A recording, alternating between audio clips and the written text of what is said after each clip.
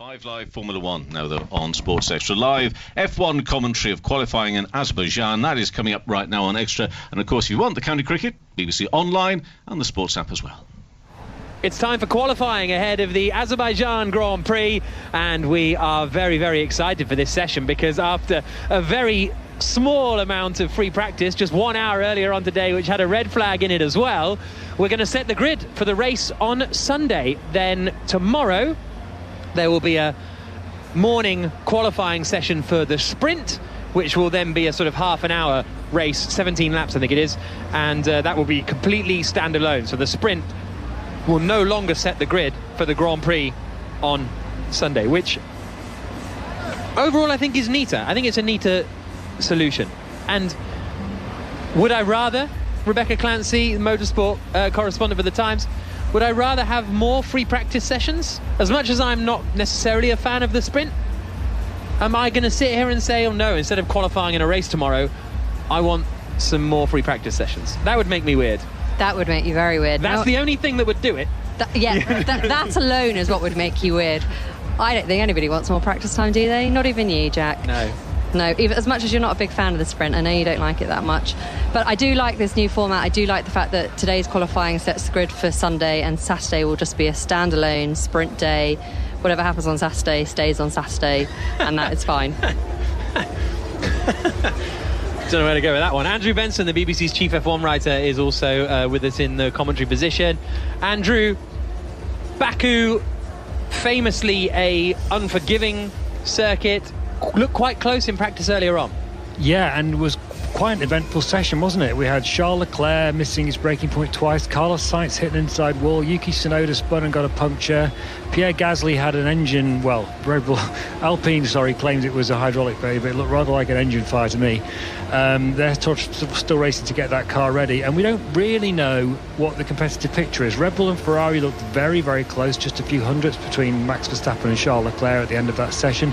We've had no read so far on the pace of either Mercedes or Aston Martin, because both Mercedes drivers and Fernando Alonso and the Aston Martin only used the medium tyres, not the softs, in the first session. So there's a lot of unknowns going into this qualifying session, and the drivers are going in relatively cold on a very tricky circuit.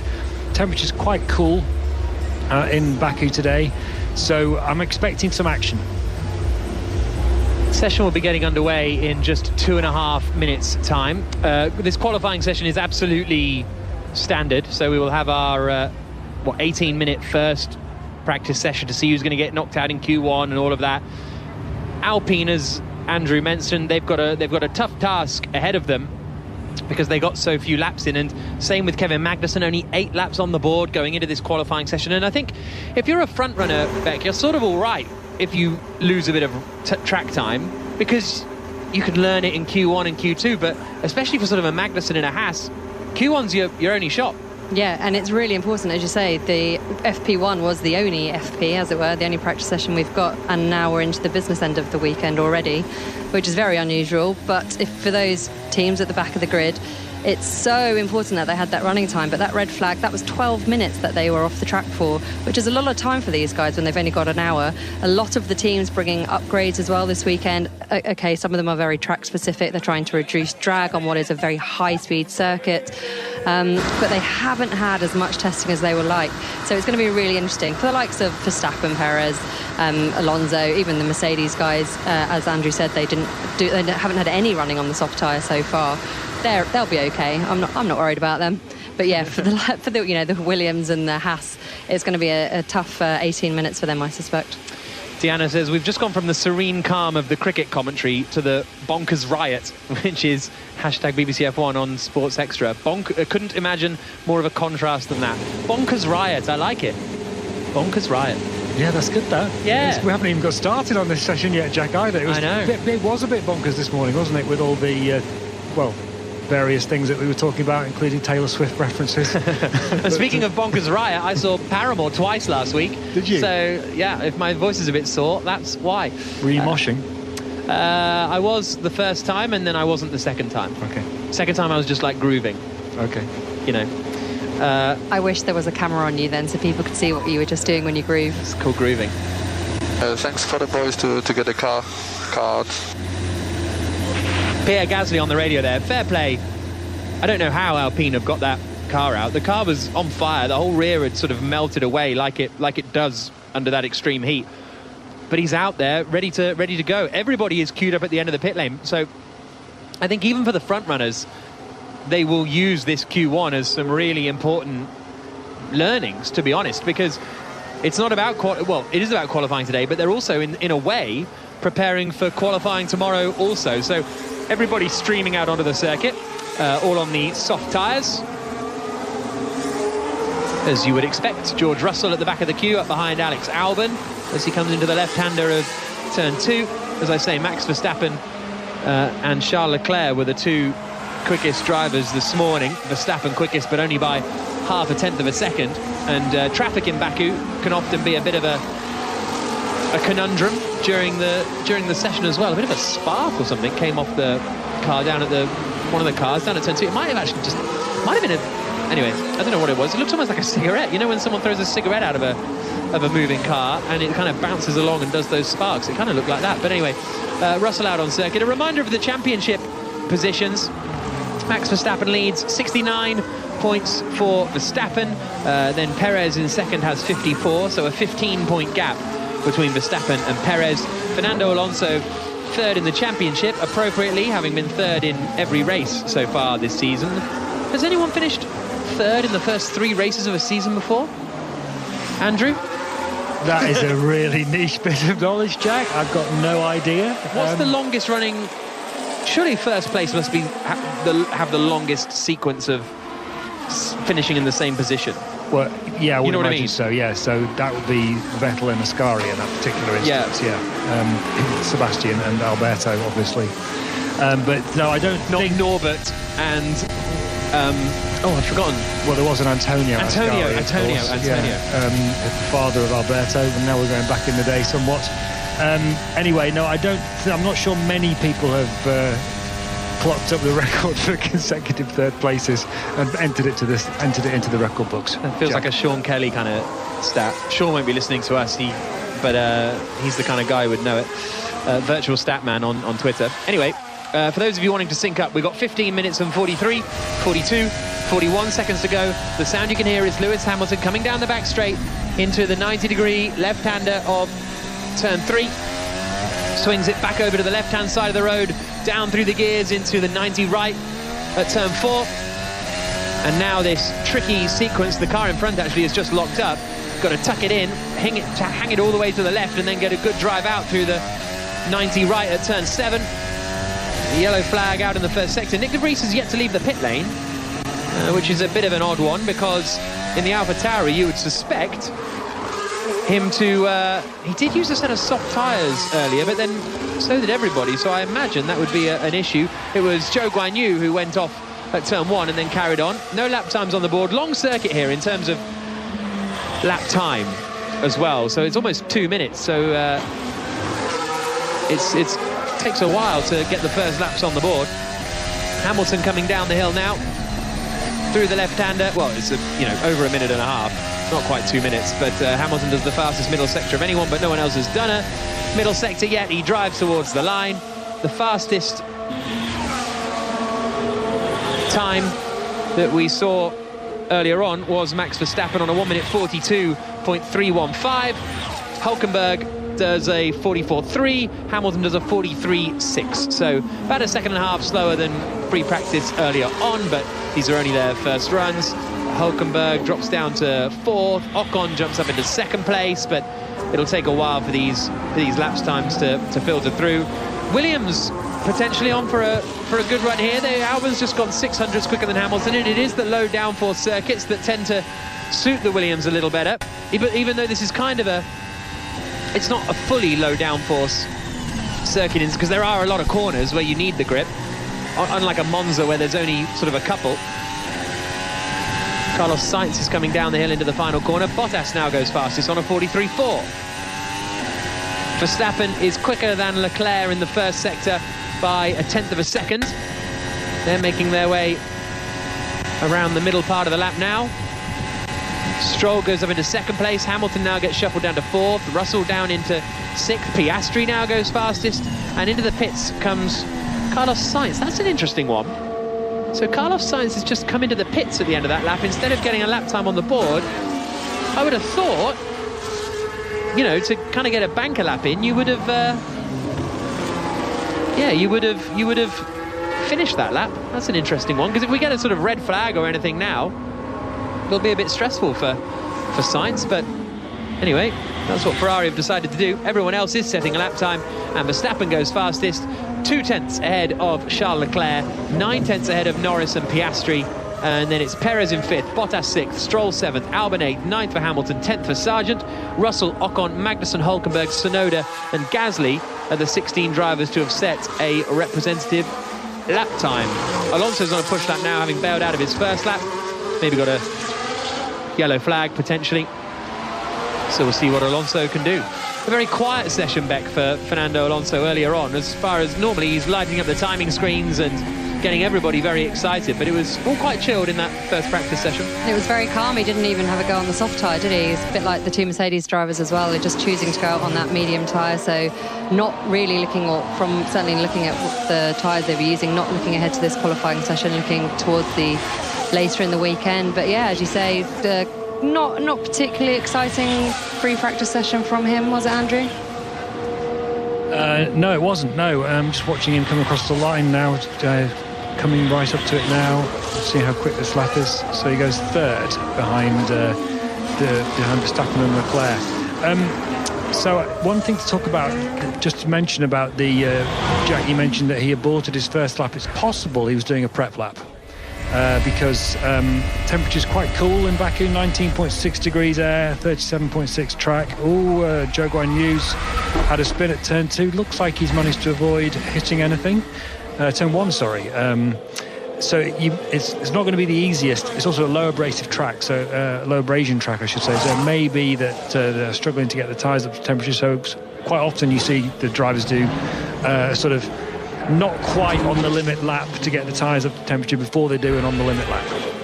Yeah, so that's worth keeping in mind. Alonso 3rd fastest. Zhou just had a spin at the first corner, getting his wheels on the curb on the way in. That spun the car around sort of once he turned in, and then maybe a little tap with the Tech Pro at the back, but not really notable. So Verstappen quickest, Leclerc 2nd, Alonso 3rd, Norris is 4th, 5th is Piastri, Perez, Bottas, Stroll, Albon, Hamilton, the top 10 at the moment, although Hülkenberg goes up to the top of the times, and into the wall goes the Alpha Tauri. And the red flag is out, and everybody's having to take evasive action there, because Nick de Vries in the Alpha Tauri has gone into the wall at turn 3, and we've seen a few cars in there in the past. I think even Yuki Tsunoda did the same in qualifying a couple of years ago, but red flag out, de Vries in the wall.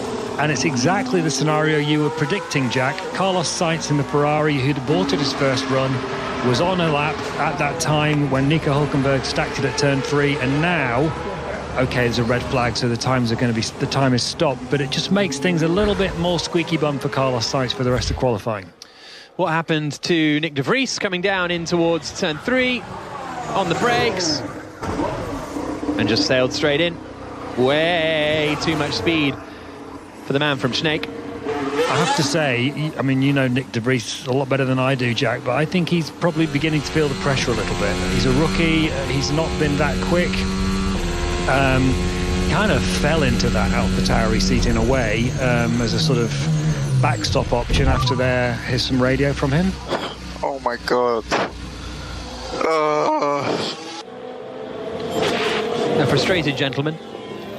Yeah, and he's been picked partly because he's experienced. He's in his late 20s. He's been around the block a few times in motorsport, but he's been struggling to match Yuki Tsunoda, his teammate. And Red Bull, as we know, is an unforgiving environment. So it's inevitable that he's going to be beginning to feel, I think, the pressure a little bit, the heat of that situation, and this is not going to help. Do you think he should be given some grace, his proper rookie year? Of course he should, but whether he will be is a different question. You know what Red Bull are like. Pierre Probably Gasly, the most unforgiving team. Yeah, I mean, this is the senior team we're talking about. Pierre Gasly got half a season alongside Max Verstappen before they offed him and replaced him with Alex Albon. There's some radio from Magnussen. Engine problem again? Yeah, they need to fix this. Yeah, Kev, we think there's some sort of electrical connector problem somewhere. That's the issue. Magnussen on the radio having a technical problem again, but with the engine by the sounds of it. On AlphaTauri, while we've got the red flag, new management structure incoming. Does that sort of affirm Red Bull's commitment to the team? Because there was a lot of rumours of would Red Bull sell it now since Dietrich Mateschitz passed away. Would Red Bull sell it? Would they keep it? Here's Verstappen's radio. Just as a heads up, can we check my headrest again? I feel like I'm laying down a bit more. Understood. I think he had that some other races here, maybe Saudi, I think, Verstappen. But yeah, is this a sort of a positive move on AlphaTauri's future, really? Because there were question marks. Well, I think what was interesting is when that report came out, it was Michael Schmidt in Automotor and Sport, who's an extremely well-respected journalist, and I'm pretty sure I know exactly where he'll have got that information from. The report was that they were thinking about either selling it or moving it to the UK. Now, immediately afterwards, they put out a statement saying they were definitely not selling it. But they didn't say anything else. Here's some radio. Okay, Kev, we don't think it's as serious a problem as we had this morning. We think we can fix it. We'll do our best. Obviously, Red Bull's under new management now after Dietrich Mateschitz died in October last year. A guy called Oliver Mintzlaff is in charge of the sporting operations of Red Bull, whether it be football or motorsport. So they're definitely looking at that team and its value and what they should do with it. And it's worth pointing out that just on average qualifying pace so far, AlphaTauri and Alfa Romeo are the two slowest teams, only separated by 0.02 of a second between them, and they're both 1.5 seconds off the pace, and they're even slower than Williams. So it's not been a great start. So it's understandable why Red Bull will be questioning the value of that team and how to get better value out of it. Are you suggesting, as a cynic, that they perhaps briefed that the team was for sale to see if anyone was interested? I wouldn't be surprised. Yeah, I don't even know whether it was as calculated as that, but I know that, knowing Michael Schmidt, knowing how things work in Formula 1, I've been around the block a few times. I'm pretty sure that he was solid in that information. So, yeah, it's something to be taken seriously, Red Bull, looking at the future of that team. But it does add pressure. I mean, Nick de Vries in his debut year is already under a lot of pressure. Management changes. You always want to impress the new boss when they're coming in. Franz Tost, we know, isn't leaving until the end of the year. But obviously the new boss coming in, Laurent Mekies from Ferrari, he's already looking at the driver pairing. He's looking ahead. He obviously is going to know the drivers very well. So the pressure, it's extremely high, and they're all on short-term contracts, these guys. 100%. And the other thing to bear in mind is that Nick de Vries has come in from outside of the Red Bull programme, which is not common for Red Bull to do. They do. Sometimes they do it. They brought Max Verstappen in. He hadn't been a Red Bull driver, but they saw his potential and grabbed him as quick as they could. But generally, they like to feed through their younger drivers. Tsunoda, who's in the other car, did come through the Red Bull programme. He's obviously a Honda protege. There's another, and I'm kicking myself for starting this now because I've forgotten the guy's name, but there's another Japanese driver in Formula 2 at the moment who's looking very impressive, who's part of the Red Bull programme. And even last year I was hearing talk about him potentially coming into AlphaTauri for next year and potentially as a replacement for Tsunoda if Tsunoda didn't step up. But given that Red Bull's relationship with Honda continues to the end of this set of engine regulations, why not have two Japanese drivers who are Honda proteges in that car? So I'm sure Nick de Vries is not unaware of that situation as well. Ayumu Iwasa. That's the guy. Leading the championship after winning in Jeddah and in Australia. The AlphaTauri at the moment is still fairly wedged in the barrier down there at turn 3. They're trying to get it out of the Tech Pro, and so this is going to be a bit of a delay, and they may even need to repair the Tech Pro potentially. So what is ultimately a fairly small shunt for Nick de Vries is taking a good chunk of time. The FIA just confirming that, for anyone who's watching, but if you're listening, the nose of the car is well and truly stuck in the Tech Pro, so that's what's taking so long to recover it. So Nick de Vries in the barriers. That's what it sounded like. And he is going to be out of this session. As you say, not been the most stunning start to the year for de Vries, but in a fairly uncompetitive car also, as he ends up in the wall. I think that it's interesting when you're a rookie but you're not a rookie, because okay, yeah, it's his rookie year, But I think with rookies, you tend to... What comes with it is a sort of suggestion of lack of experience and youth and growing up that needs to happen. So I think you have to treat Nick de Vries more unfairly than a genuine rookie. I think because you're getting someone who's a World Endurance Championship driver. Did he win Le Mans? Did he win his class at Le Mans, Nick de Vries? Maybe, I don't know. But proper sports car racer, winner of the Formula E World Championship, I think. So I don't think you can treat him like just a regular rookie who's just come up through Formula 2 and he's wet behind the ears, whatever that phrase means. Which he won in 2019. He was the F2 champion in 2019. Yeah. So he's got plenty of experience. He's 28. We know he stepped in last year at the last minute to replace Alex Albon when he was ill and did a very good job, scored points, which is basically how he's ended up with this drive now because he impressed so much that weekend. But I do tend to agree with you, Jack. He shouldn't be allowed as much wiggle room, let's say, as a traditional rookie, because he does have a lot of experience under his belt. He is advancing in years at the tender age of 28. So the pressure really is on him, and he's clearly feeling it. I mean, you've also got to remember the backstory as to how it happened. Red Bull wanted Colton Herta, who's an IndyCar driver, for that car. Colton Herta hadn't got enough Formula 1 super license points, so didn't qualify to be a Formula 1 driver, so they couldn't have him, and the FIA weren't prepared to waive their restrictions, and many people thought they should have done, to get Colton Herta in. That's a whole other debate which we won't get into now. But when you start to look at Nick de Vries, and this is not to do him down, but you could argue that the second... There's a reason he wasn't in Formula 1 already. Well, not just that, but the slower of the two Mercedes Formula E drivers ended up in Formula 1, and the other one had been kicked out of Formula 1 for not being quick enough. Yeah. Well, compared to Fernando Alonso, but so he did have a tough gig, Stoffel Van Dorn at McLaren, but still, that is the reality. And I'm not an expert in Formula E, Jack, you very much are, but just from the Formula E that I did see, it felt to me like Van Dorn was the more impressive of those two drivers over their 2 years together. From the Formula E that I did see. You were watching last weekend, Benson. I was. You were even texting me, telling me how to commentate. Yeah, exactly. Well, I wouldn't go that far, but explain some of the bizarre strategy that was going on, I think, is what I was asking you to do. But anyway... So a lot of people in Formula 1 who weren't directly related to that De Vries AlphaTauri situation were kind of going, Nick de Vries, really? He's kind of like the best guy available, but is he really the best guy available, sort of thing? And that's not to do him down, because obviously a lot of people rate him. He raced against Verstappen in their early years. He's raced against a lot of the Formula 1 drivers in his early career, and they all say positive things about him, and he's obviously a high-class racing driver. But...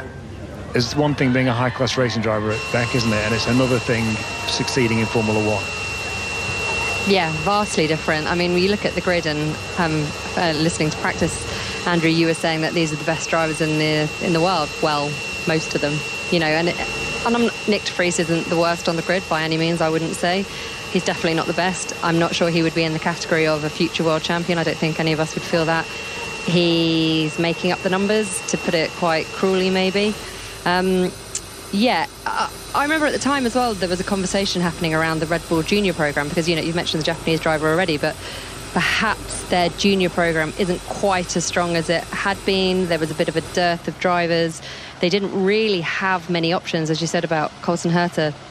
He wasn't available, so where could they go? There aren't that many people with super license points. They're not that easy to get, unsurprisingly. It's not that easy to drive a Formula 1 car, so there has to be quite a high barrier for entry on that front as a driver.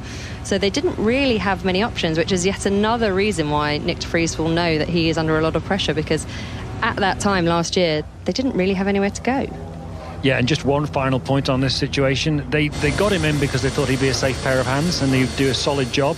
So if he doesn't do a solid job and he's not a safe pair of hands, for example, stacking it on his first lap at the Azerbaijan Grand Prix in qualifying, that's the sort of thing that Helmut Marko loses patience with quite quickly. But as we say, Formula 2 champion, Formula E champion, I feel like we've ended up dunking a bit on de Vries, and I don't think any of us have the intention to do that. But yeah, very quick driver, a very cerebral chap, a real thinker. Everything he says to you is completely calculated and never really lets his guard down at all, but ultimately nice guy. I like him. And a very, very good racing driver. Right, session will... Still no news on when the session's going to start. There is an IndyCar race this weekend, isn't there? I think it's in Birmingham, Alabama, I think, isn't it? I want to go to that track really badly. Let's get a flight. Let's get a flight on Sunday night. So, yeah, watch that if you want. Well, actually, I guess you probably can't watch this. If you're listening to us, you can't watch it because it's on the channel that you would probably be watching if you weren't listening to us, because you could watch us. So, you know what I'm saying? So, but if you can watch it, it'll be great. Also, we'd need a time machine to get there in time for the IndyCar race on Sunday after the Grand Prix. Yeah, I guess we would. Yeah. But that's our job for the evening. Invent a time machine. Right, still a red flag as they repair the barriers down at... the session will resume at 17:24, so in 3 minutes' time. There was an odd couple of messages that came up about Max Verstappen. There was an incident where his car was released in an unsafe condition, but now they've decided that no investigation is necessary into that. So we don't know what that was about, don't know anything about it, but the messages came up and it's fine. Whatever was maybe wrong is fine. And you can hear cars now going to queue up at the end of the pit lane. Still 3 minutes until the session gets underway, and everybody very keen to be first out. I would imagine that Carlos Sainz is going to be somewhere near the front of that. Nope, nowhere near the front of that queue. It's the two Williams who are out first and second at the moment, and then it'll be the Red Bull, I think, of Perez. And then Lewis Hamilton in there in the Mercedes, queued up at the end of the pit lane. I'm getting flashbacks to steering wheel, the Kimi Räikkönen moment, with everybody sitting parked up in the pit lane. Still one of my favourite pieces of motorsport team radio of all time. Hamilton's taken his gloves off. You see, I don't think I've ever seen that before. Like, parked up in the pit lane waiting for the session to start. He's taken his gloves off and rested them over the steering wheel. It's 19 degrees. Track temperature at 33. The track temperature's dropped 4 degrees even since the session started. But yeah, not seen that one before. Nullapack says, if we need to get to IndyCar, use Andrew's secret spa travel system that he still won't tell us about. Do you want some more news on the Verstappen incident that was being investigated? Yes, please. Okay, the FIA are saying that it was related to the headrest, which was flapping around. They reviewed the footage and they can see that it was actually fitted properly, but it had broken, so no further investigation necessary. Tony says, red flag session, and you can't even talk about cheese because Beck is weird. So yeah, I'll take Tony that one. saying that, I'll take it, Tony. I know. And do you know what? He didn't even bring any cheese to try and make me eat it. No, so exactly. I would like it. He just accepts that I don't like cheese. Some strong memory, Tony, to be fair. I'm just getting a replay of Nick de Vries being pushed back into the garage earlier in the session. He's saying alarm is... We have an issue. P1, back to P1. We'll try to solve it in the garage. I still have brake by wire off. What do I do? Was De Vries' message. So I think what Formula One TV are trying to infer or suggest is that maybe he had a technical issue and that's why he ended up in the barriers. Yeah, potentially. And that would explain his sort of frustration and maybe give him a little bit of an excuse, but who knows. 10 minutes and 17 seconds to go. I said 10 hours because Amit tweeted there's F1, IndyCar and World Endurance Championship this weekend and MotoGP, and I thought of World Endurance Championship and I just started thinking of hours and hours of, well, it's not for me, endurance racing. Anyway, session is going to get underway in 10 seconds time, so it was due to be over about 15 minutes ago. Former Blancpain endurance commentator says it's not for me, endurance racing. So, okay, good point. This is not Formula One, obviously, but no, I don't. Look, you know what? I like GT endurance is okay because it's all one class. Okay, it's different driver classes, but endurance, multi-class racing. In fact, multi-class racing in general is not for me. I think that's I think that's where I fall down on it. I have a problem with balanced performance racing as well. Exactly. It's all too opaque. Yeah. You should watch Formula E, Andrew. It's great. You should watch Formula One. That's what's on right now. Yeah. You're the Times' motor racing correspondent. You got to be across all the motor racing. Right, less than 10 minutes to go. Cars out on circuit, and Verstappen is quickest at the moment. as it stands, eliminated would be Russell. No, Russell would just make it through in 15th, but eliminated would be Ocon, Tsunoda, Gasly, De Vries and Sainz. De Vries will be eliminated because he crashed out of the session down at turn 3. Sound you can hear now is Carlos Sainz weaving from left to right, so he has kind of got to get it done in the next lap or so. But he should be fine in the Ferrari. Looks strong enough this morning, not quite as quick as his teammate Charles Leclerc, as he comes now through the middle part of the lap on his out lap at the moment. Verstappen has remained in the pits. Alonso has just left the pits now. Hulkenberg is still in the pits in 6th spot. So is Tsunoda. So I wonder, we'll see. If Tsunoda remains in the pits, then that could suggest a technical issue for De Vries, and maybe that's why they're keeping Tsunoda in 2. But that is sort of presumption from, potential presumption, let's call it, from my side. 8.5 minutes to go. The Alpines are the two that need to pick up some points after both not taking part much in the session earlier on today. Pierre Gasly catching fire and Ocon then having an issue, so not able to get out of the garage to do more than 8 laps or so. And they don't have many points in the championship as well, despite coming into the season hoping to be in that fight for 4th position. Russell is weaving as he comes down the back straight, so maybe a prep lap this time for Russell. Into turn 1 now. Onto the brakes, through the left-hander. Now, that felt fairly pushy, to be honest, into the first corner. Hamilton coming through the first sector too. Yuki Tsunoda's still in the pits, and he's 17th, so quite possibly an issue for the AlphaTauri, maybe related to oh, someone else gone in. Oh, someone's hit the wall. It's the Alpine of Gasly.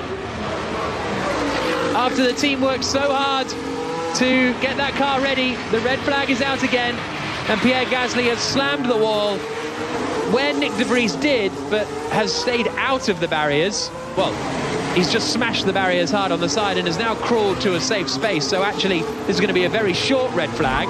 Here's his radio. I'm sorry. I locked the front.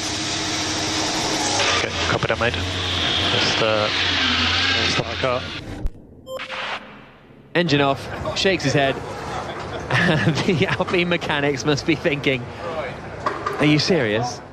You serious, Gazzo? You'd be furious. That car was on fire a few hours ago. They managed to get it back out, and he's done that. I think he'll be buying everyone dinner tonight, don't you? Well, not that they'll have time to have dinner. No, exactly. No time for dinner. Yeah, because it's 5:30 already. So, right, what happened to Gasly? The sound you can hear is on board with the Frenchman coming down into turn 3. 90-degree left-hander, arriving at 190 miles an hour or so. Oh, and just carried too much speed and crunched it on the exit of the corner. And as I say, just too much speed, simple as that. He has done some damage to the Tech Pro barrier, so it might be a little bit of a delay. Here's his radio. Yeah, I could not stop the car. I couldn't stop the car, says Gasly. Which is fairly self-explanatory. But another red flag. But again, Carlos Sainz, I think we're about to hear some of his team radio, actually. He came across the line to start a lap. Oh, no, he had a spin. Sainz had a spin at turn 1. Just got on the power and lost the back end. Did sort of well not to hit anything. He was so lucky not to smack the rear onto the barrier there, wasn't he? Goodness me. And talk about squeaky bum time for Carlos Sainz. Now it really is. Yeah. And those tyres are done for. That's right. So it's compromised his entire session probably, because it's going to make things much more difficult as he goes through qualifying. He'll have less sets of new tyres, fewer sets of new tyres, I apologise, ready for the second 2 sessions. So on the back foot a bit, Carlos Sainz here. The governor says this is what happens when you remove 2 practice sessions which are used to iron out these mistakes and allow optimal setups for downforce, etc. Do we agree that this is because of no practice? Well, you could argue that, but you could also argue that Max Verstappen, Charles Leclerc, Fernando Alonso, Lewis Hamilton, etc. have not stacked their cars into the wall, and therefore, you know... There will never be an argument for more practice. That's very true. 7.5 minutes to go. The clock stops in these sessions, so 7 minutes and 32 seconds to go. It's about 2.5 minutes for an outlap, so Sainz is only going to really have one shot, and any more interruptions or a yellow flag or whatever, and he could be scuppered. Liberty Media are loving you at the moment, Beck, aren't they?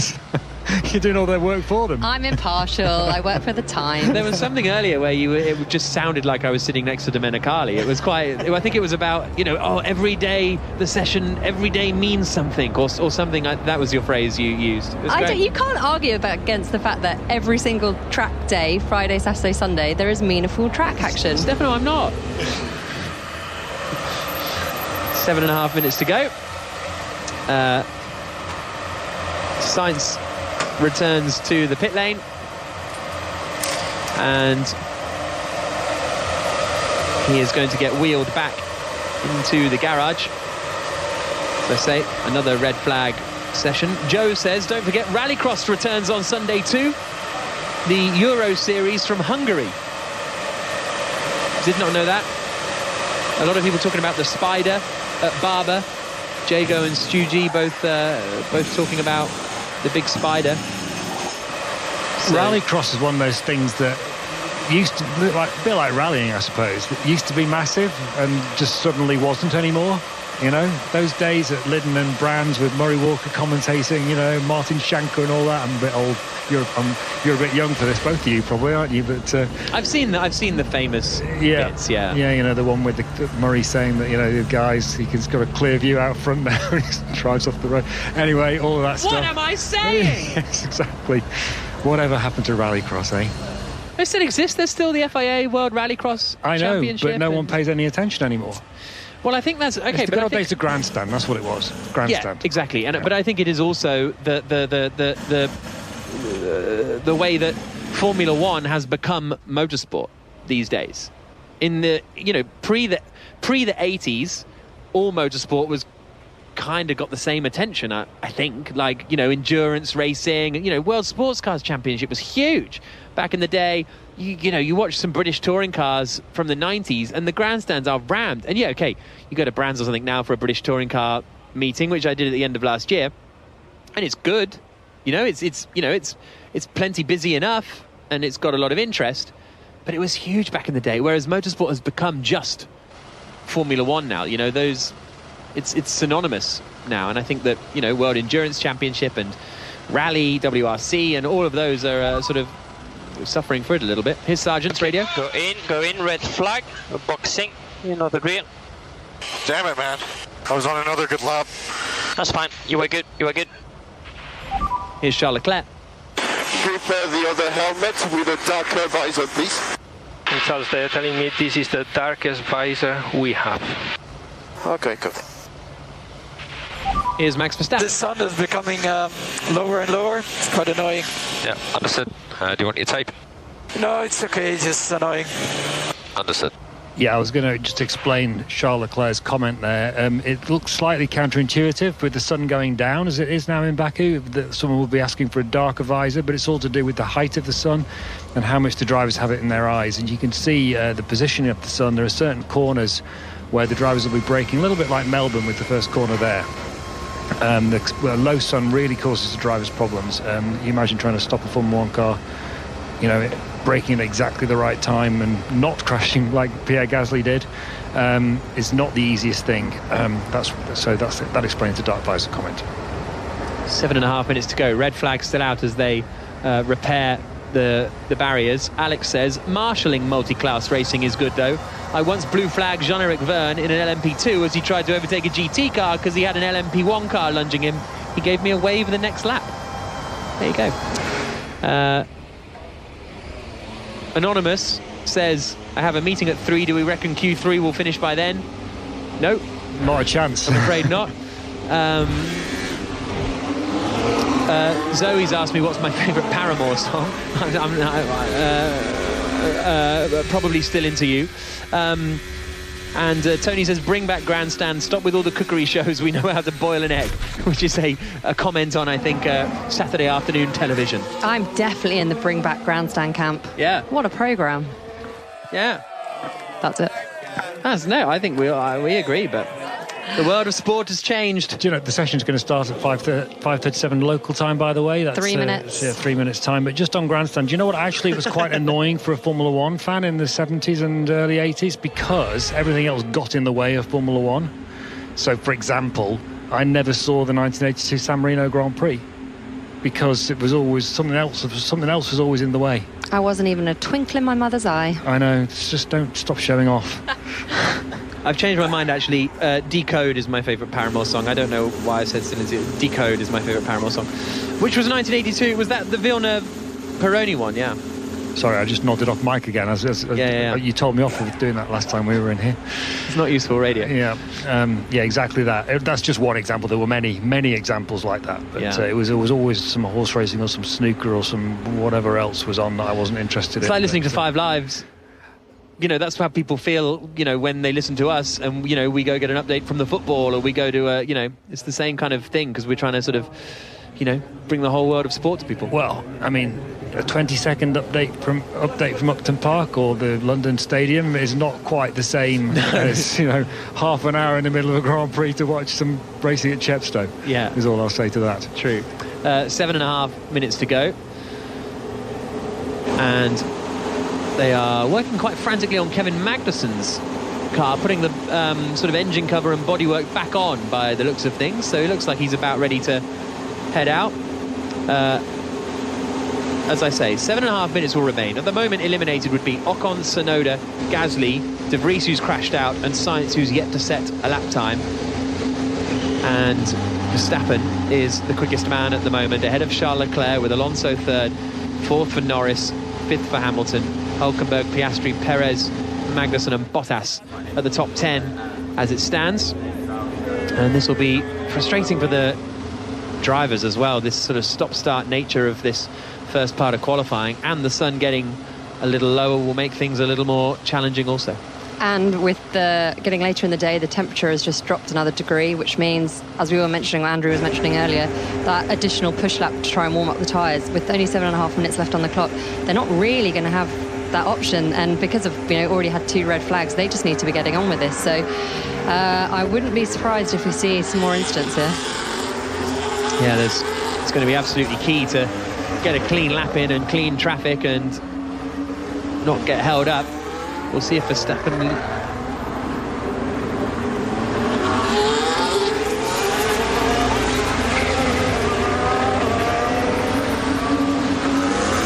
And there's been a second one, so the session is only just getting back underway. We're only in the first part of qualifying. This is to decide the grid for Sunday's Grand Prix. There's a sprint race and sprint qualifying tomorrow, but this is the big one, the big qualifying session that will decide the grid for Sunday. And Max Verstappen at the moment is quickest, but Pierre Gasly and Nick De Vries in the Alpine and the AlphaTauri respectively have both crashed out of this session. So it's green again. We've got full coverage on Sports Extra as Verstappen and Leclerc battle it out for pole.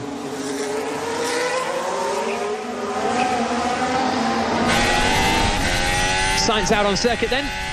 Leclerc and Alonso still in the pits. Gasly and De Vries in the pits, and actually Tsunoda's back out on track. He was someone who wasn't on circuit for some reason after the first red flag, but is now out on track. How many red flags have we had in the last sort of hour and a half of Formula One running? We must have had 5 in the last hour and 20 minutes or something, if we include the Australia ending. 6 minutes to go. I'm thinking it's 6 because there were 4 in Melbourne, right? But in the last, because of the last 10 minutes of Melbourne. Specific, very specific to your time frame. Yeah. Okay. But in an hour of running. I get the point you're making now. Yeah. And we had 1 in practice as well, didn't we? Oh right. So we had 3. 7, yeah. So I think we've had 5 in the last hour and 10 minutes of Formula One racing. It's all action in the new sprint weekend. Absolutely. Chris says, here we were worrying that sprint weekends would end the BBC F1 nonsense chat. Thankfully not. So that, yeah, thank you, Chris. Right, here comes Russell through the final couple of corners. Carlos Sainz is on his outlap now, making his way just out of the final left-hander of turn 16 and down towards the line. He's got a decent gap by the looks of things. Russell gets onto the brakes into the first corner. 90-degree left-hander at turn 1. Russell at the moment is 15th, so we're talking about Sainz, but to be honest, the same is kind of true of Russell. Yeah, okay, he's got a lap time on the board, but it's not a good one. So he needs to find some time. He's coming down towards turn 3, where we've seen 2 crashes already in this qualifying session. No such dramas for Russell. Turns it in neat and tidy. Through the right-hander of turn 4. Now down towards 5 and 6. Russell only a 10th away from Verstappen in sector 1. Well, a 10th away from Verstappen's current best time, but half a second slower than Verstappen on this current lap in the first sector alone that they are going through now. So not setting the world alight. Up the hill comes Russell through the castle section, sweeping left, looping around the historic centre of the capital city of Azerbaijan.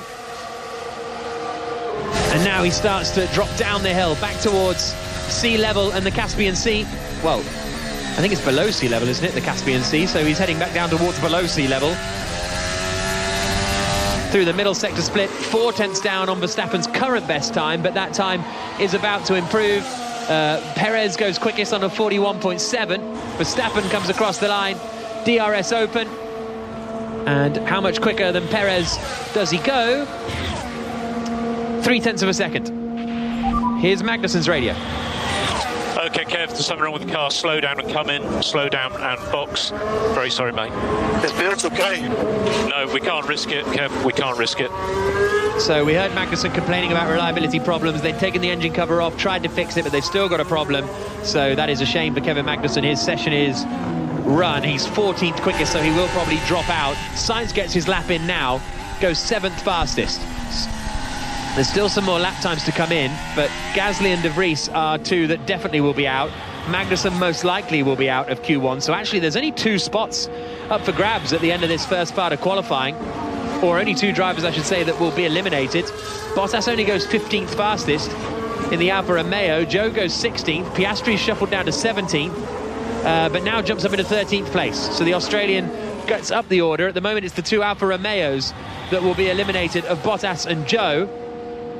But they've got a time for a cool-down lap and then go again. As it stands, Logan Sargent will be making it through 7 tenths slower, though, than Alex Albon, who's looking fairly strong. Up there with the McLaren of Lando Norris. 2 minutes and 20 seconds remaining. Just getting a look at Esteban Ocon. Coming into turn 15. Through the right left-hander. Here's his radio. Okay, flip the wall a bit, rear right, have a look. Copy that. Oh, it was imperceptible from the onboard. Okay, the tiniest little touch should be all right. So Magnussen out, Gasly out, De Vries out. 2 minutes to go, and at the moment it's the 2 Alfa Romeos that would be eliminated. I was no, I can't. Yeah, I can't talk about that. But 1 minute and 45 seconds to go. I was about to talk about Audi. I was chatting with someone the other day about the Audi entry and stuff like that. But I don't think I can really go into it. But Alfa Romeo struggling a little as they sort of ramp up to become Audi. But it's strange, Andrew, because it's a whole new set of regs when Audi come in. Here's Ocon's radio. Yeah, mate, everything looks good to us. No issues at all. That's regarding the wall tap for Ocon. While everyone's on a sort of cool-down lap, you know, does it matter that Alfa Romeo are out in 16th and 17th place? Because the whole new car, whole new engine for 2026 when Audi come in. Well, it matters because they're proving at the moment that they can't build a competitive car for this set of regulations. The next set of regulations come along, you've still got to build a competitive car. Just because the regulations change doesn't mean that your competence level goes up so necessarily. Obviously they can focus a lot on those rules, not that those rules are written yet, but so I think they have a lot of work to do, Alfa Romeo, to become, well, they're not going to be Alfa Romeo anymore next year. We don't know what they're going to be called, probably Sauber, I assume. But before Audi come in, because Audi will not want to start their time in Formula 1 in 2026 getting knocked out in Q1, that is for sure. Bottas and Joe across the line now to start their flying laps. Verstappen is back in the pits. Perez is on a lap here and he's going to improve. He's on the fastest first sector, the fastest second sector. Logan Sargent is driving towards the line also, so is Alex Albon. Does Albon manage to improve? Currently 6th fastest, and he does not improve. Alex Albon does a pretty much identical lap time to what he did previously. Checkered flag is out. Sargent, though, gets up to match Albon pretty much within 1/10 of a second of his more experienced teammate. So that's solid from Sargent, who's shown flashes of speed this season, but also flashes of rookiness. But that's a strong performance from the American. Alonso is 8th, Stroll is 9th at the moment, but there are still drivers to come across the line. First is Russell, he goes up to 4th place, so the Mercedes making it through no problem. Bottas and Zhou are improving, Piastri needs to improve. Ocon across the line 12th, he's taken the checkered flag in 12th.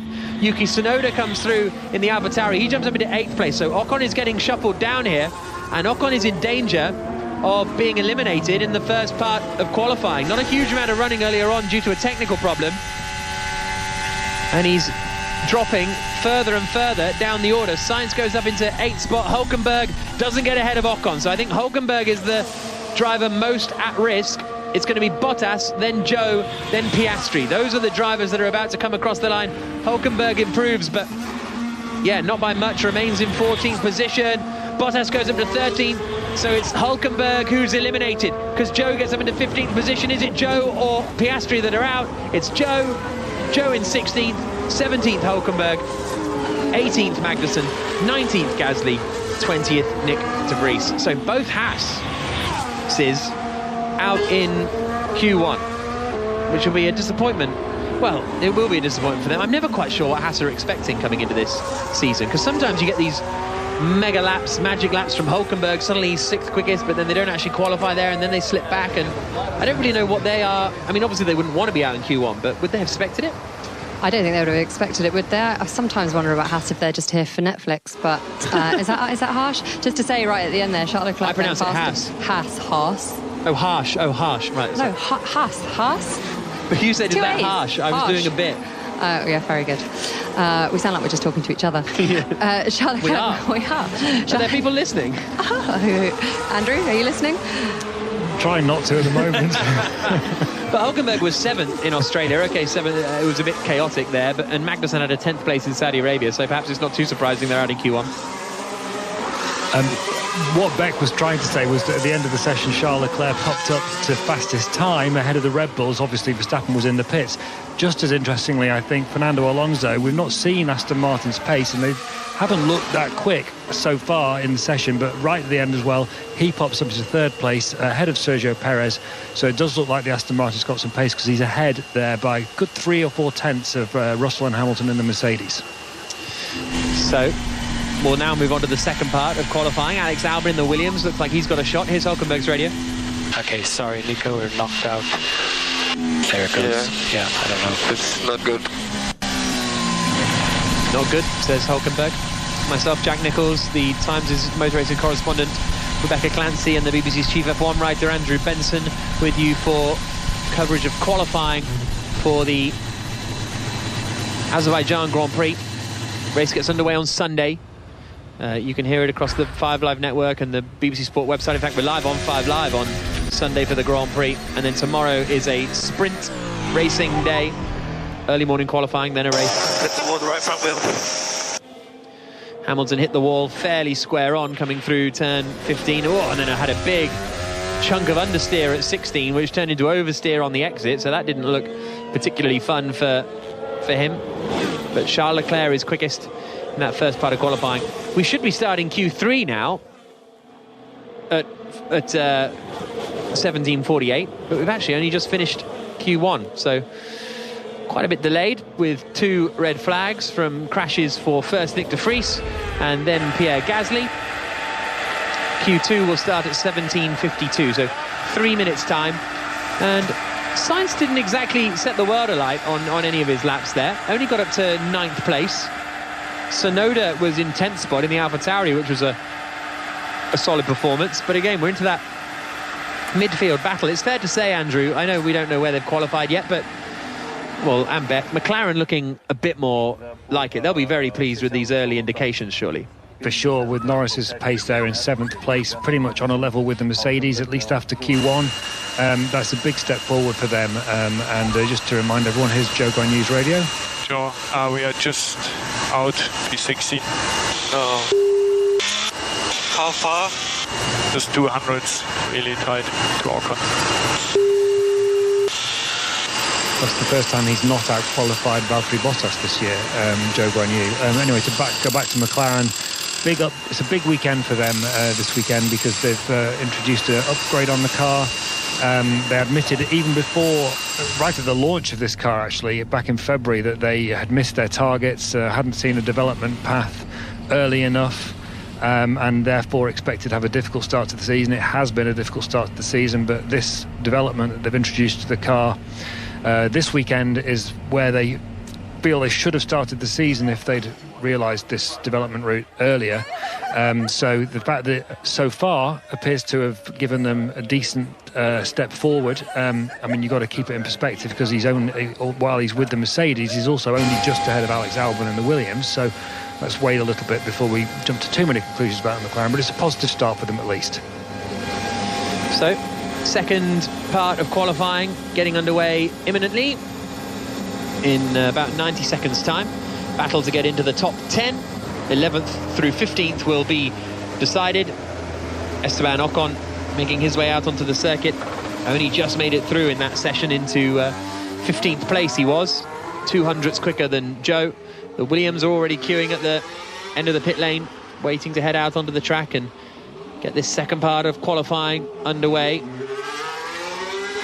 And Leclerc, as Beck said earlier on, pipping Max Verstappen to the quickest time at the end of that first part of qualifying. Fernando Alonso was third fastest, Perez was fourth. The two Mercedes of Russell and Hamilton were fifth and sixth, Norris seventh, Albon eighth, Sainz ninth, Tsunoda 10th.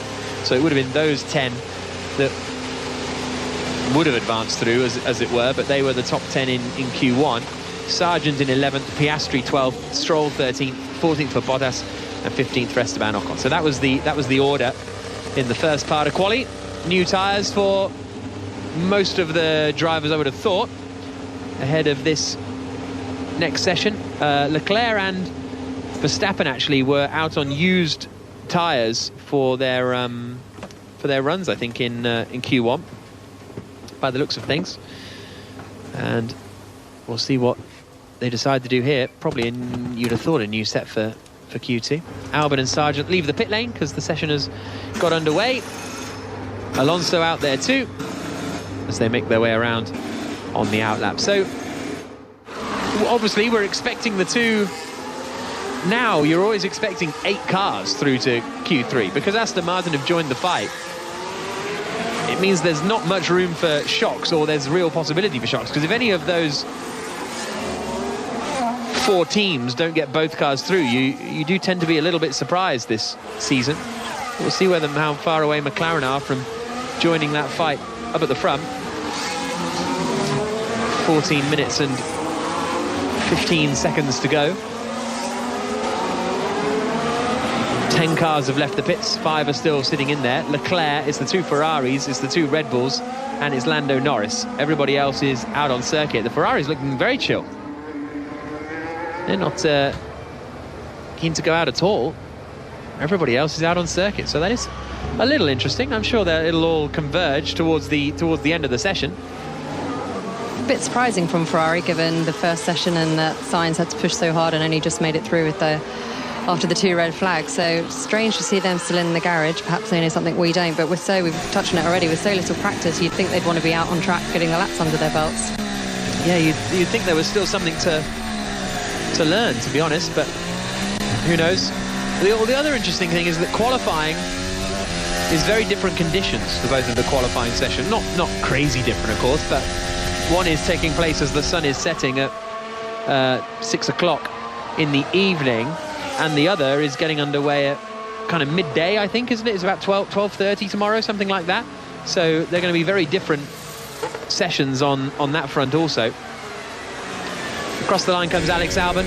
Fernando Alonso is the sound you can hear now. Coming down towards turn 1. Just over 200 miles an hour, 206 miles an hour as he crosses the timing line. Into the first left-hander. All clean through there for Fernando Alonso in the green Aston Martin. Now heading down the back straight towards turn 3. Still, both Ferraris in the pits and Lando Norris. It's a long time in this track before you actually get a read and get a first sector. Alonso's just coming up to that timing beam now. And through the first sector, it's a 35.7, which is only 0.2 slower than Charles Leclerc's quickest first sector of the day so far. Alonso up through the gears, and then down again.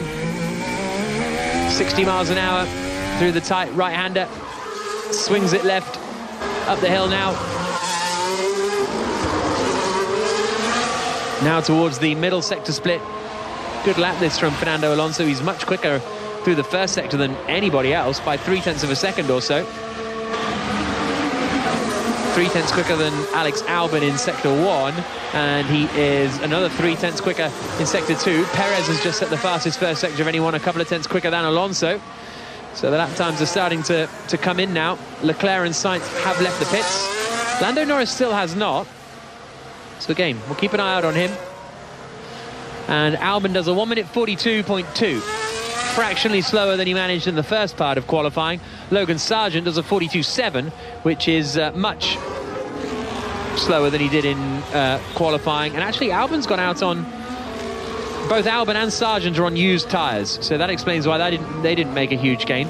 It's an interesting one. Well, there'd also be a little bit of tyre weirdness potentially because of those red flags. You might have tyres that aren't new, but you did one lap on them and then put a different new set on or something like that, so there could be a bit of discrepancy there.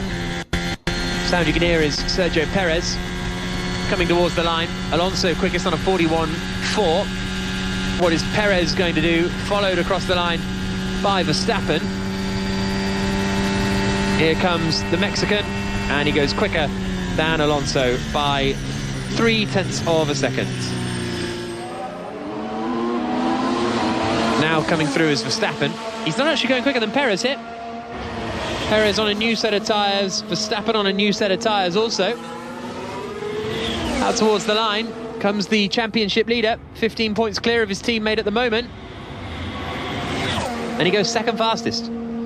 Slower than Perez by 0.06 of a second. So that's an interesting early indicator and positive for Perez. Yeah, and a bit of a takeaway from those first runs, Jack, is that Mercedes really don't seem to be hooked up at the moment. They're 0.6 slower than Alonso's Aston Martin. Okay, fourth and fifth, they're not under any jeopardy or anything like that, but that's a long way off the pace of the car that's been their sort of closest rivals so far this year. They've been pretty much neck and neck with the Aston Martins, a little bit behind in some races, a little bit ahead.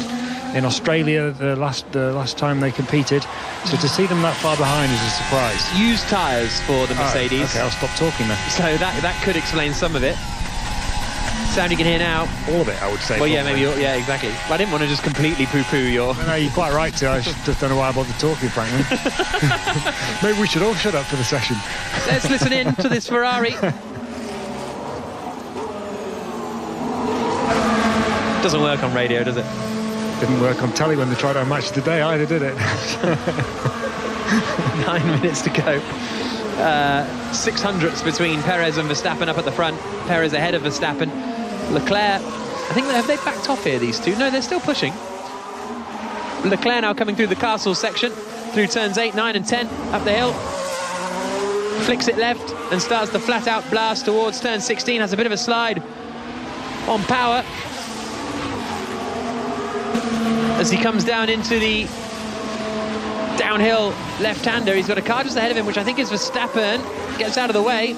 Carlos Sainz, is he's struggling with these tyres. They're new tyres for both Sainz and Leclerc. Leclerc's only 400ths away from Perez after the middle sector. And he's going pretty quickly towards the line. Again, the Red Bull has strong straight line speed, and that's where Leclerc is at the moment. But he's still holding close to Perez. Comes across the line now, opens the DRS. You hear the revs increase as the DRS opens. 206 miles an hour across the line, and it's third for Leclerc. Less than a tenth separating Perez, Verstappen and Leclerc. Very, very tied up at the front. Sainz comes through. Sainz backed off on that lap, actually. So Sainz still has not got a lap in. Alonso comes through the final corner. He's 2/10 down at the moment on Perez's time. So he's pretty sort of hit and miss with whether he's going to improve on this lap or not. The Aston Martin driving towards the line, cuts the timing beam, and Alonso remains fourth. He did improve, but by a smidge, like a couple of thousandths, and that's all. Ocon goes up into 6th place in the Alpine, so he's done quite well to get hooked up. Stroll goes up into 5th place in the other Aston Martin, and Tsunoda goes up to 7th. So AlphaTauri and Tsunoda, and it's kind of been rocking along the whole session. They've got a bit of pace here, considering how poor they've been so far this season. I was just going to also mention that Lando Norris is finally out of the pits. Not sure what's going on with his McLaren. His teammate is up in 11th, Piastri. So I don't know if he's had a problem, but it'll be interesting to see how he goes here. Yeah, we'll keep an eye on that one. It might be that Norris is only going to do one run in this session and is going out at that sort of quiet point in between everyone else who's doing one run and then a second run. But we'll wait and see. Carlos Sainz is on a reasonable lap here, coming towards the line. 6 minutes and 10 seconds to go. Where's this going to put Carlos Sainz? 5th, in between the two Aston Martins. 3/10 slower than Charles Leclerc, and 4/10 slower than the front runners of Perez and Verstappen. So Sainz a little away at the moment, struggling just a tiny bit in Baku as the sun continues to set, just sort of beginning to go down to the west of the city. Light getting a bit low for the drivers. We heard Charles Leclerc earlier on asking for a darker visor and being told, well, that's the darkest we got. Albon now on a lap, currently 11th quickest, but on new tyres now, whereas I think this first run for Albon was on a used set of the softs. Flings it into the left-hander of turn 3. He's got a slow car up ahead of him. It's one of the Ferraris that keeps nicely out of the way, has a little fight with the car on the exit of the right-hander of 4. He's 3/10 up on Hamilton's first sector. Hamilton is the driver at the moment in 10th spot. The order is Perez, Verstappen, Leclerc, Alonso, Sainz, Stroll, Russell, Tsunoda, Ocon and Hamilton. That's the top 10 at the moment. Eliminated would be Albon, Piastri, Bottas, Sargent and Norris, but all of those drivers are on a lap. Ocon's in the pit still, as is Tsunoda, so they're going to be quite... Well, they're not going to be crazy tight on time, to be honest, but they are... We're getting an interesting split here of drivers who are kind of going early, like Hamilton, Albon, Piastri, Bottas, Sargent, Norris, who think they can do a push lap, back in, and then another, or not a push lap, a cool-down lap, and then another push lap, and others like Ocon and Tsunoda, who are just going out push, and that's their one shot. Sargent coming towards the line. It'll be Albon to come across the line first. Leclerc is finding time in the middle sector. So I think these tyres are good for a couple of laps. Here comes Albon. He's improving, but by how much? Up into 7th place for Alex Albon. Ahead of Russell's Williams, ahead of Tsunoda and Ocon, and ahead of Hamilton, who's now shuffled down the order. Logan Sargent comes across the line, doesn't quite improve as much. Leclerc goes to the top of the times. Norris coming across the line now. He goes 7th fastest, gets ahead of Albon. Shuffles Hamilton down another position. But Bottas is on a lap here too. And still less than 4 minutes to go. See what Hamilton can do here. Driving towards the line. Not looking like a huge improvement for Hamilton. Cuts the timing beam. Should jump him up into the top 10. Gets him up into 8th place. Ahead of his teammate. But that means Russell is now shuffled down to 10th, but Russell is on a lap also. Piastri in the McLaren across the line. Remains in 13th place. Russell in the Mercedes only goes up to 9th. So it's Hamilton 8th, Russell 9th, Albon 10th. Yellow flag at, it's turn 3 again. There's a yellow flag at turn 3. Could have been someone just going straight on. I think it's a Ferrari in the first sector. And it is Sainz, but he's reversing back onto the circuit and he's not in the barriers and he can just get going again. So not too much drama for Sainz. He's having a difficult day, Carlos Sainz, isn't he? He hit the inside wall early in first practice. He had a spin. He's had an off now in turn 3. He's off Leclerc's pace. And by the way, the point I was making about the Mercedes, okay, I was double the amount of gap off there that they got to Alonso, but they're still quite a long way off where you would expect them to be. Yeah, absolutely. So I stand by what I said before, even though Thomas has to shut up. It's a roller coaster, Andrew. It's a roller coaster. It is, yeah. Broadcasting with you. It's a, what was it called earlier? A riot. Something riot. Yeah. Just getting a replay of Albon. Oh, that was him fighting the car coming through turn 5. And Charles Leclerc is quickest at the moment. As it stands, eliminated would be Tsunoda, Ocon, Piastri, Bottas and Sargent.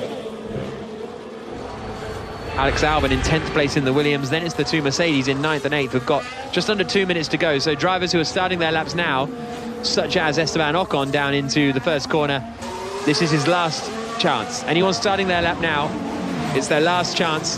And Ocon is the first driver, actually Albon is the first driver across the line to start their final flying lap. Big pressure here on the Mercedes.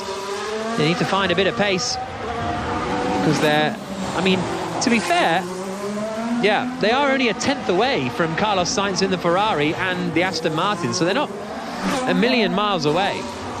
It just seems to be very tight up in that order at the moment. Ocon with a reasonable sector 1, 35.7. Turns into the right-hander now.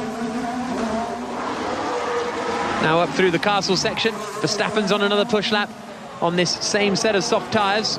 Alonso's out on a new set of softs, as is Lance Stroll.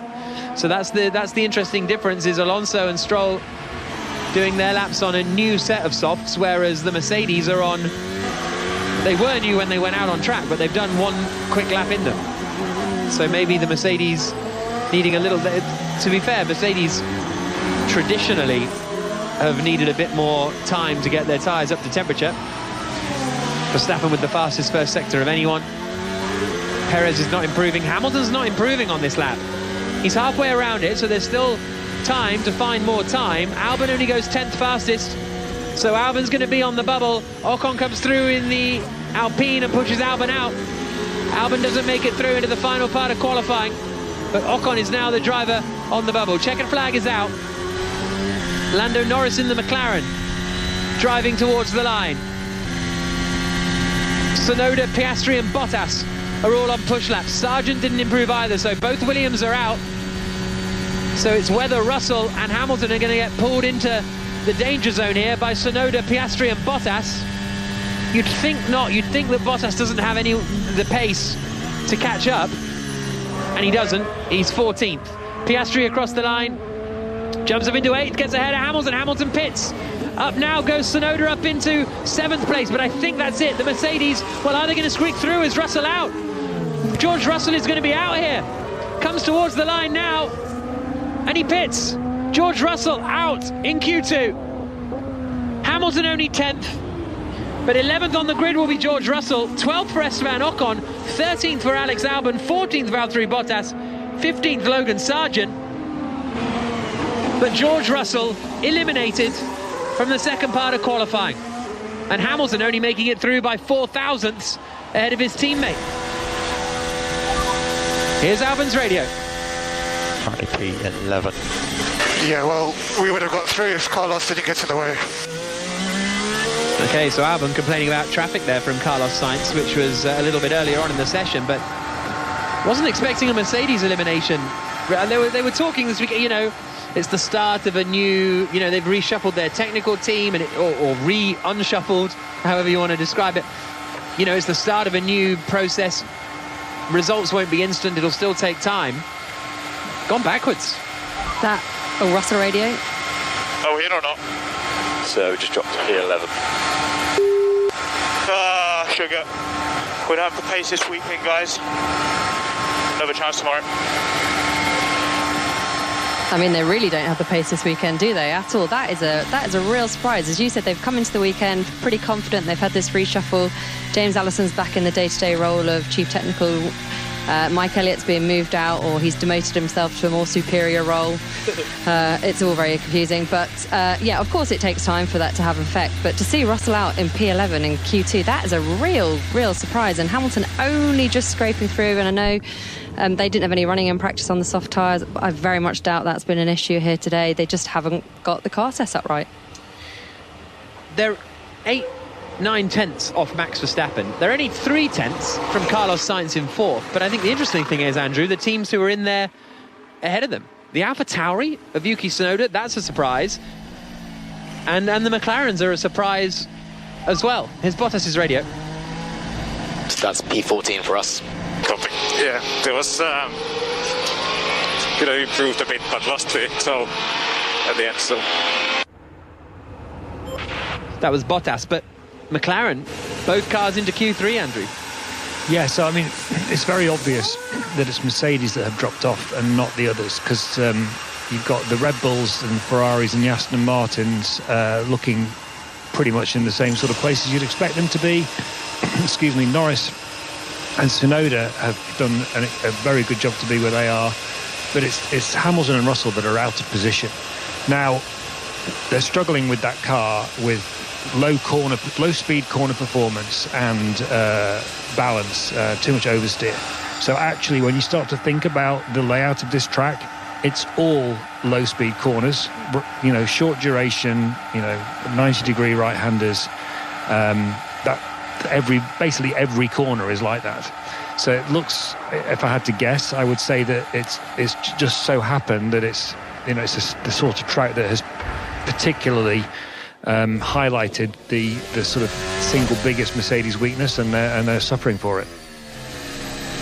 Having a replay of Russell. So Russell's final lap nearly ended up in the barriers because he got a big snap of oversteer coming into the final corner, then got out on the sort of curbing on the exit, straddled the curbing, and that's why he ended up pitting and not improving. Hamilton through to Q3 though. And just to continue on that point just a little bit without getting too much about it, Hamilton was talking in Australia about not being able to feel the car and not having confidence in it, not feeling properly connected to it. And street tracks are exactly where you need to have that feeling as a driver. You need to be feeling that you can trust the car, you know where it's going to go when you turn it in.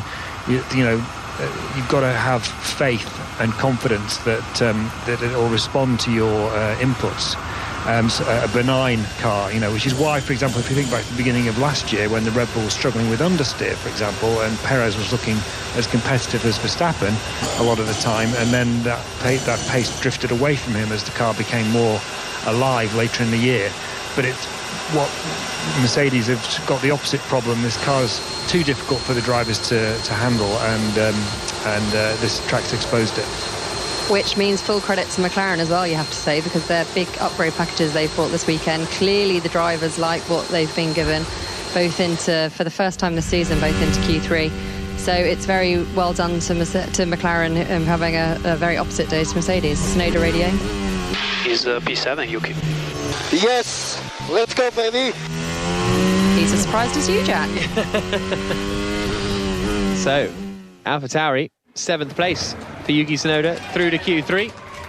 Strong job from Tsunoda. We spoke a lot earlier about the pressure on Nick de Vries and being out qualified so far this season, or outperformed maybe by his teammate Tsunoda, but didn't really flip it the other way, where maybe Tsunoda's kind of getting a handle on this now, and he wasn't too far away from Gasly last year. I can't remember the exact numbers, but he was much more competitive compared to Gasly last season than the year before. He had a tricky season last year though. They weren't particularly nice about him, were they? They moved him out to Italy and they were saying that he wasn't performing and he found it difficult to get used to the car. I mean, F1 it's not just one step up from F2, it's a whole new ball game. It's a completely different car to get used to. It's a difficult series to race in.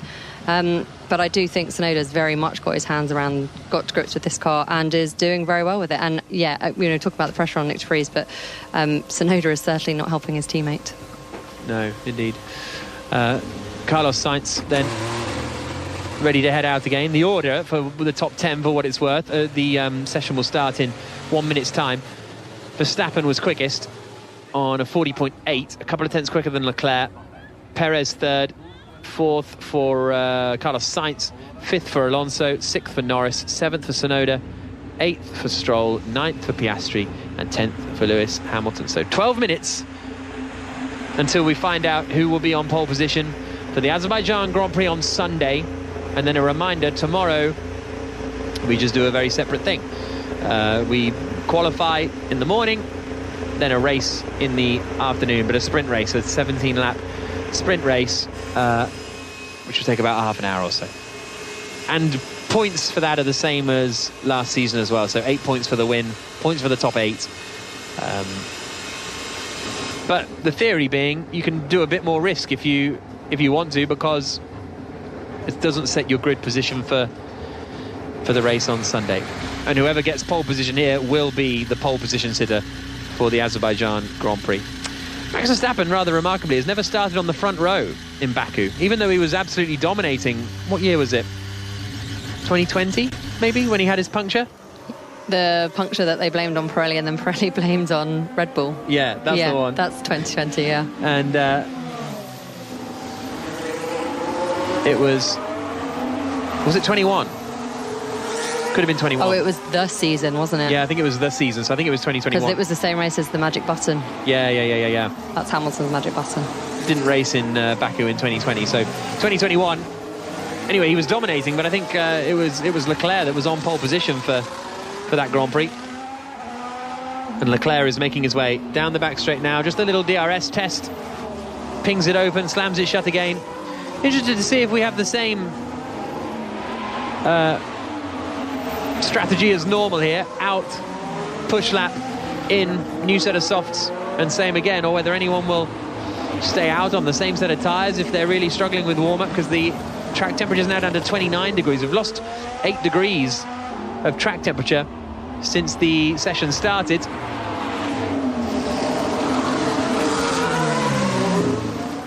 Just you saying about Leclerc being on pole then, he's the only multiple pole sitter, having claimed it in 21 and 22. So can he get the hat-trick? He's certainly got a chance. Quicker than Verstappen in Q1, slower in Q2. But now the battle for pole is all that matters. 10 minutes and 15 seconds remaining. We haven't seen much slipstreamery in this. Yuki Tsunoda has sort of positioned himself quite close to the back of the Ferrari of Leclerc, and then everyone else is in a bit of a queue. But Verstappen, for example, is coming across the start-finish straight now with 10 minutes to go. No slipstream for him. Still 211 miles an hour when he stamps on the brakes and turns it into the 90-degree left-hander of turn 1. Tiny little correction as he got on the power on the exit. Now the 90-degree left-hander at turn 2. Turns it in once, then hovers a little and turns it in again before accelerating out onto the second straight.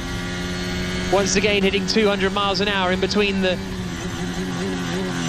concrete barriers on Baku's city streets. Verstappen now into turn 4. Another 90-degree right-hander through the first sector, and he's slower than Perez in sector 1.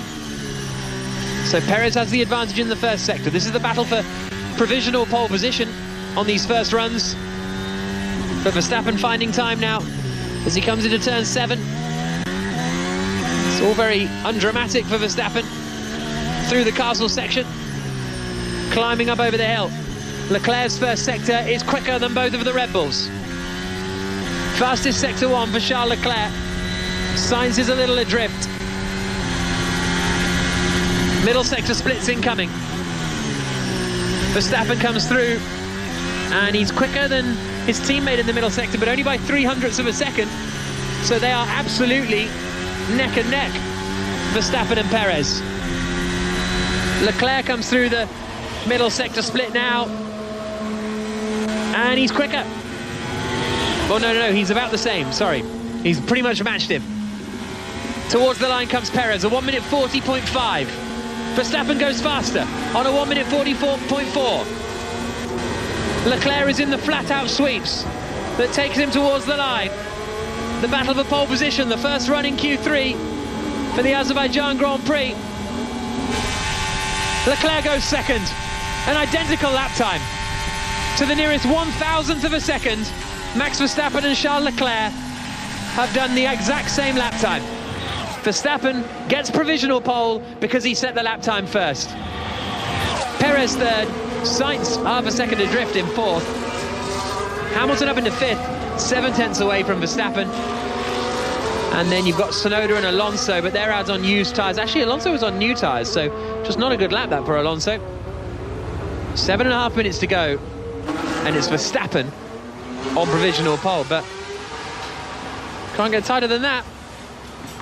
What was interesting watching that lap on the timing screen, Jack, was that the Leclerc lap, he was purple, so fastest of all the way through the little mini sectors that we get, little blocks of colour, to the very last one, and it just went green on the very last block. So just bleeding a bit of speed on the straight there, as has been the norm for the Ferrari compared to the Red Bull this year, and last year for that matter. And it's the DRS. I think that little block is where the DRS opens. That final timing sector is where the DRS opens. So that's where Red Bull have had a strong advantage all season. Stroll's on an outlap, Piastri's on an outlap. Verstappen on provisional pole. Leclerc second, Perez third. Sainz fourth, Hamilton fifth. Stroll is coming across the line now to start a flying lap. What's Alonso going to be up to? Because I was expecting a much quicker lap for him. Did he make a mistake somewhere out there on circuit? Because it was a new set of tyres for Alonso. Didn't see any evidence of it. Lance Stroll now coming through turn 2 and heading down the back straight. DRS wide open for the Canadian. Verstappen's returned to the pits, as has Perez, as has Leclerc and Sainz. So we are just getting a standard out, new set of softs, push, in, out, new set of softs, push. Stroll through the first sector, 36.0, so 7 tenths away from Verstappen after sector 1. Not a particularly rapid first sector then for Stroll in what is his one and only lap in this session. Well, he might do another one potentially in a few moments' time on the same set of tyres, but he's only got this one set. Through turn 8 and 9, up the hill. Piastri starting a flying lap now as well in the McLaren. His teammate Lando Norris, 6th fastest at the moment.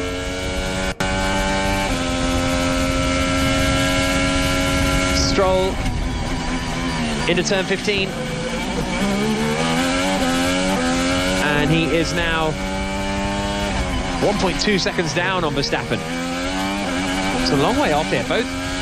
It's a strange one because Alonso ended that session, that lap 1.6 seconds off Verstappen. They're both on new tyres. And I thought maybe Alonso had made a mistake, but if Stroll comes across here and does a similar lap time, then you have to wonder if they're suddenly way out of the window. Stroll does a 41.9. So he goes quicker than Alonso, but only by 1/10 of a second.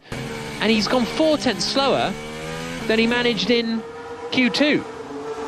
Alonso was 7 tenths slower than he managed in Q2. And I'm sure they were on new tyres.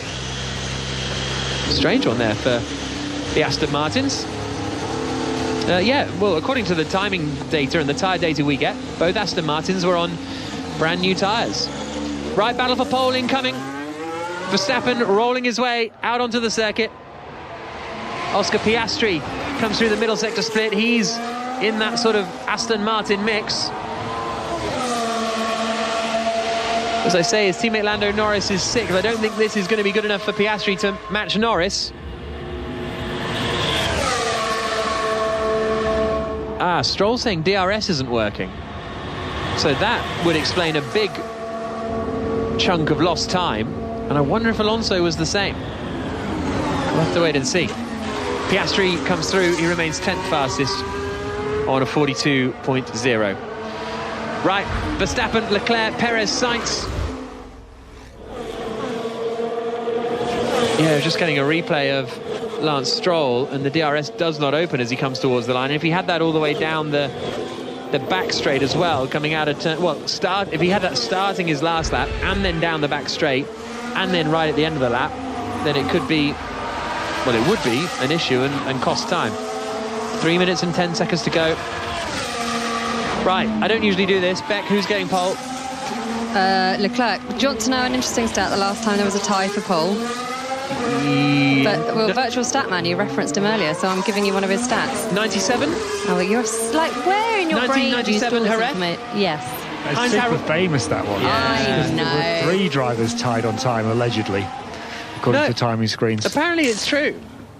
I know some people at Williams at the time who said it wasn't true, but anyway. Why wouldn't it be true? Because they didn't want Frentzen on pole, and because it was Villeneuve against Schumacher for the title. I don't know. There's a conspiracy theory just to throw out there for you. Timings? That's Bernie. Oh, no, thank you.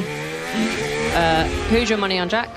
Well, Fernando Alonso has just had a big lockup at turn 2. When he came out of the pits, he got right up behind Lewis Hamilton, had a big lockup, so he might have some flat spots. I'll go with Leclerc. I can't really remember what you said. I said Leclerc. Yeah. Alonso's DRS might not be working either if he's got the same issue as Stroll, although he's not reported it. True. 2 minutes to go. Final laps incoming. Leclerc is the first driver to start his lap, coming up into the left-hander of turn 3. Absolutely identical lap times with Verstappen at the moment. If neither of them improve, it will be a dead heat for pole, but Leclerc is improving. Fastest first sector of anybody. But Sergio Perez is following him through. Perez through sector 1 is quicker by about 0.05 of a second. They're both comfortably up on Verstappen's time, and Verstappen's first sector is the slowest of the 3 of them. Perez, Leclerc, Verstappen. That's the order in terms of pace in the first third of the lap. Norris has just started his final flying lap now, so he'll be the last driver across the line. Leclerc throws it into turn 15. Smooth, tidy, and quick. He's a quarter of a second up on Max Verstappen's time, and Verstappen isn't improving. Perez isn't improving now either.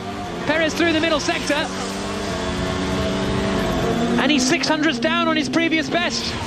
Leclerc might be about to smash pole position in the Ferrari. DRS pings open. He drives towards the line, hits 210 miles an hour and does a 1 minute 40.2. Sainz follows him across the line and remains in 4th place. But if Perez and Verstappen are the next to come through, Perez remains in 3rd. Max Verstappen across the line. Doesn't do it. It's pole for Leclerc again. The hat-trick in Baku for Ferrari and Charles Leclerc. They will start at the front of the grid for the Grand Prix on Sunday afternoon. Verstappen will be 2nd, Perez will be 3rd, Sainz 4th, Hamilton will be 5th, Alonso 6th, 7th for Norris, 8th Stroll, 9th Piastri. Here comes Yuki Tsunoda, actually. He's going to be the last man to come across the line. Can he improve? Yes, Tsunoda goes 7th. Nicely done from Yuki Tsunoda. Quicker than both McLarens and Lance Stroll. 7th on the grid for Tsunoda, 8th Norris, 9th Stroll, 10th Piastri. But Charles Leclerc, pole position in the Ferrari. A reminder that this season, that is the first non-Red Bull pole position. Verstappen, Perez and Verstappen, the pole sitters in Bahrain, Saudi Arabia and Australia. Hyperbolic, but a Ferrari back. I tell you what, here's some radio from Leclerc. This will be exciting. So P1. Come on! Yes! Feels good. Amazing job, Xavi. All the quality. Management, incredible. Thanks for everything, guys. The car was good. It was really good. It's good to be back on top.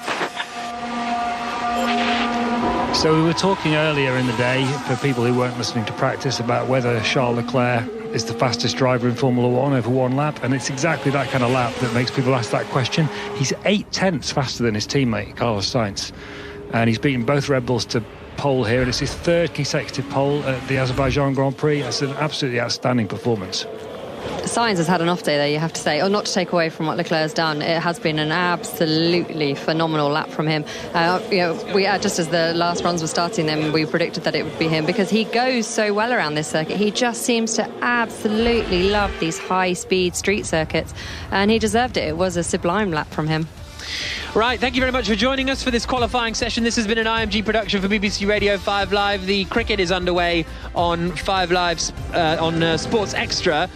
and that is why we are going to come out before we hear from the drivers. But if you want to hear from the drivers, listen to the show later on tonight on BBC Radio 5 Live, or download the Checkered Flag podcast, where we'll hear full reaction from qualifying. So now on Sports Extra, we go back to the cricket. It's Punjab Kings versus Lucknow Super Giants in the IPL. Nick Ashragani. Thank you very much to the entire F1 team, and we've just got another wicket here.